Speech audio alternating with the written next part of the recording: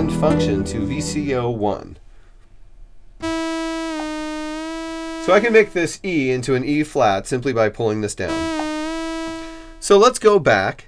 As long as we make sure that the first oscillator is the third of the chord, we are set. Let's do that.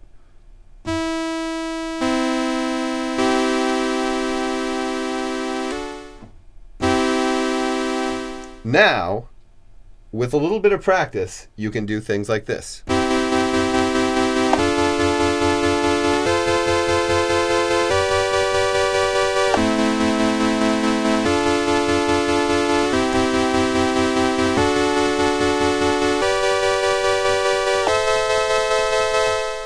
We have Portamento.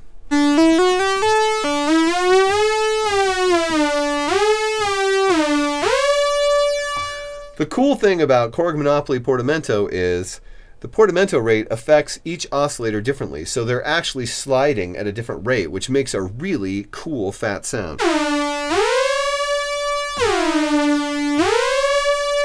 The Portamento also works in the polyphonic mode.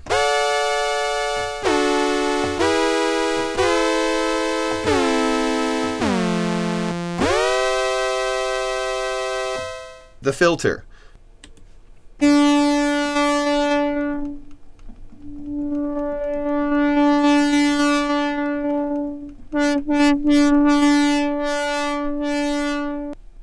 .24 decibel per octave filter, just like you would want. And that's without resonance. Of course, we can turn the resonance on.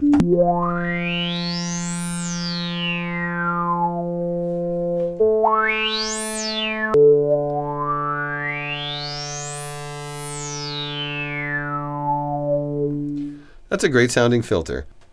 Korg has given you an ADSR envelope for your filter, so you can get envelope generated filter effects.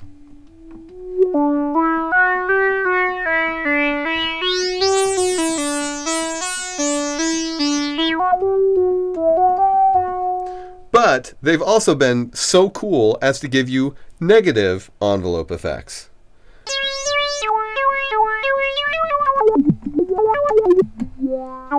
Which is cool. And also we have variable keyboard tracking, making the filter more open on top than on the bottom.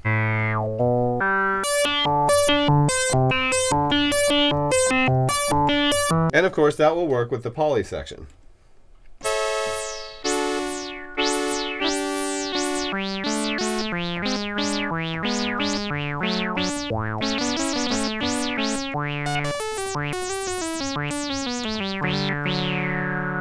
You also have an ADSR envelope, which a Mini Moog doesn't even have.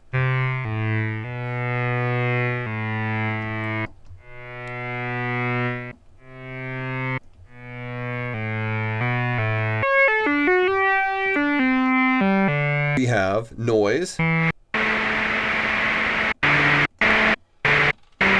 And if you don't want to hear the other oscillators, you can definitely turn down each oscillator so you can just get noise.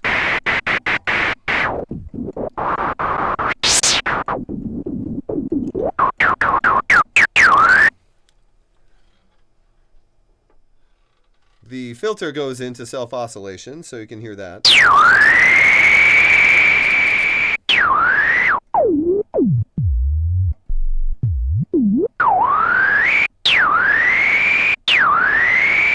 The crazy cross mod and frequency modulation section, and that is accessed through the effects button.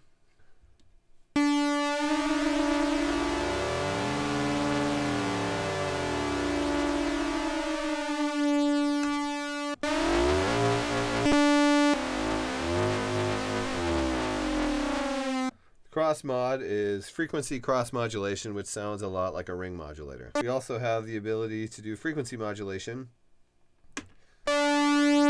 with oscillator sync. And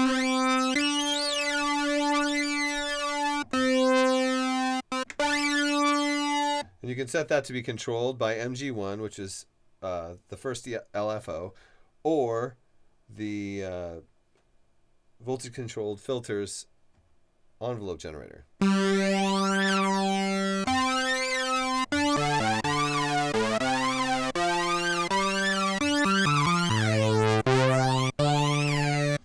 can have both of them on at the same time.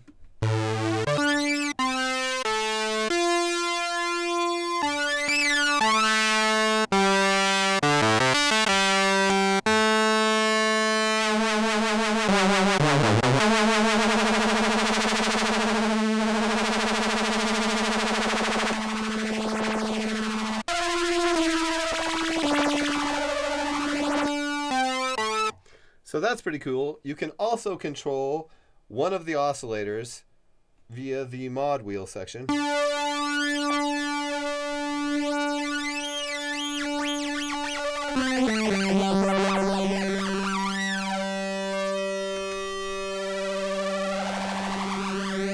Or you can control the modulation generator's effect on that particular effect.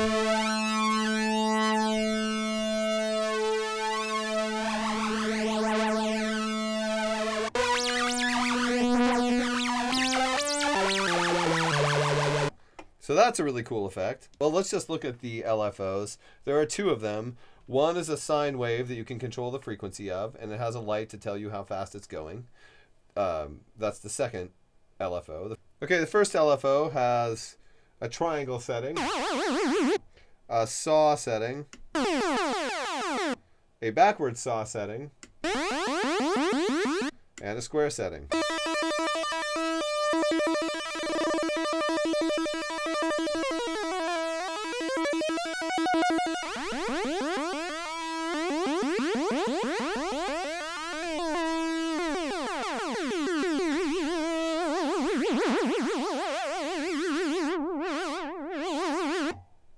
A volume knob and an output selector.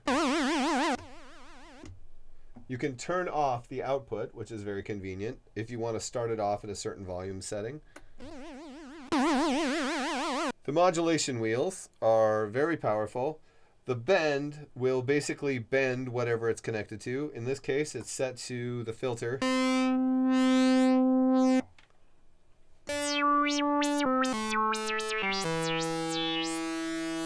You can set it to, of course, pitch and the intensity.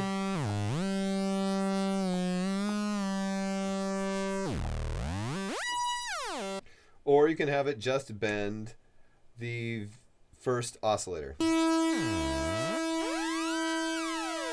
which has a great deal of functionality when used with the chord memory or the effects section.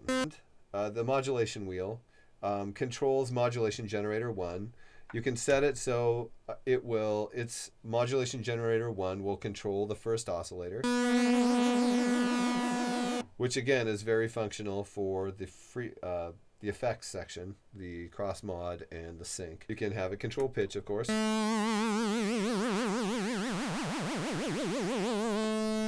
Or you can have it just control the filter.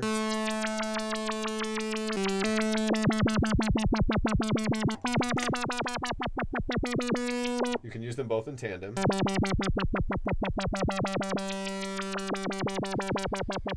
There's the transpose button, which is pretty straightforward.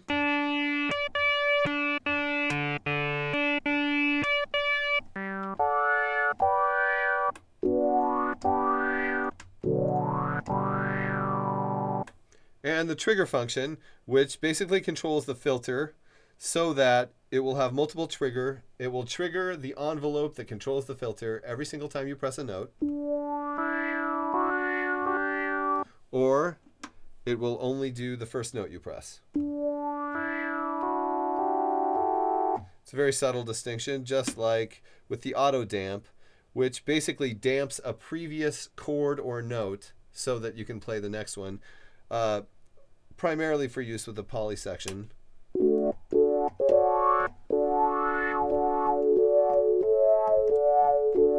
And then with it on,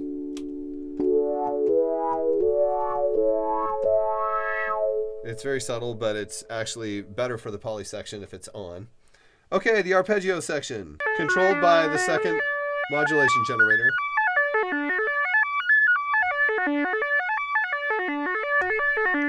You can do 1 octave, 2 octaves, or the full length of the keyboard.